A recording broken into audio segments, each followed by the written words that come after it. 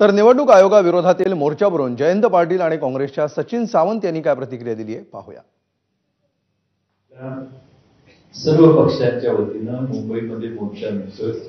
आदरणीय शरद पवार साहेब, आमच्या पक्षाचे अध्यक्ष शशिकांत शिंदेजी आणि राष्ट्रवादी काँग्रेस या मोर्चात पाठिंबा देते, सहभागी होते।